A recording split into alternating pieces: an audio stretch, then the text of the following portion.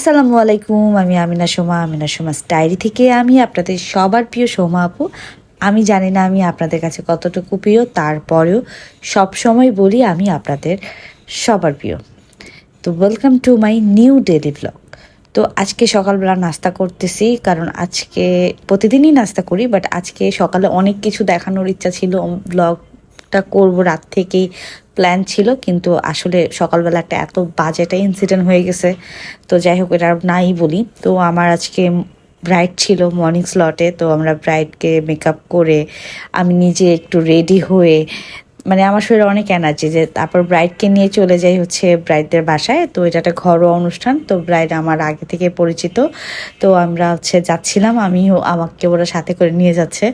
তো আমি ওদের বাসায় যাব আজকে, যেহেতু একটা অনেক বড় ইনসিডেন্ট হয়েছে। তো ওরা অ্যাকচুয়ালি আমাকে মানে বাসায় রেখে যেতে চাচ্ছিল না, যে আপু চলো চলো চলো। তো ফাইনালি আমি আর মমি চলে যাই। তারপরে এখানে হচ্ছে আমার আগের ক্লায়েন্ট ফ্রেন্ড হচ্ছে তুষিও আছে, আন্টি আছে, সবাই আছে। তো আমার ক্লায়েন্টগুলো না অনেক ভালো, আমার সাথে অনেক ফ্রেন্ডলি হয়ে যায়, একটা ফ্যামিলির মতো হয়ে যায়। তো আর ওরা ক্লায়েন্ট থাকেন, ওরা মানে ক্লায়েন্টের থেকে অনেক বেশি হয়ে যায় আমার কাছে। তো বিয়েবাড়ির খাবার অনেক মজা ছিল। তো স্পেশালি আমার রোস্টটা অনেক ভালো লাগছে। অ্যাকচুয়ালি বিয়েবাড়ির খাবারটাই না অনেক ভালো থাকে, আমার না ভালো লাগে যেমনই হোক। বাট আর জর্দাটা অনেক বেশি মজা লাগছে আমার, কেন জানি। আর মমি তো কিচ্ছু খায় নাই। মমি তো আসলে বিয়ে বাড়িতে যাওয়াটা মানে একদম আননেসেসারি, ও কেন জানি কিছু খেতে পারে না আমার বাচ্চাটা।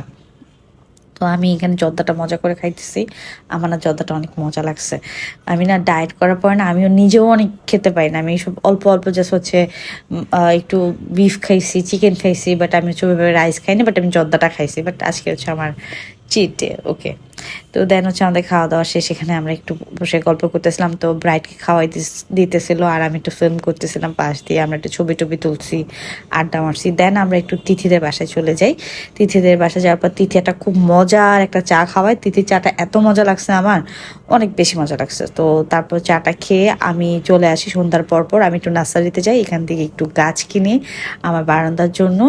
তো আবার একটু অনেক কিছুই দেখতেছিলাম, বাট আমার আসলে গাছ কী কিনবো আমি প্ল্যান ছিল না।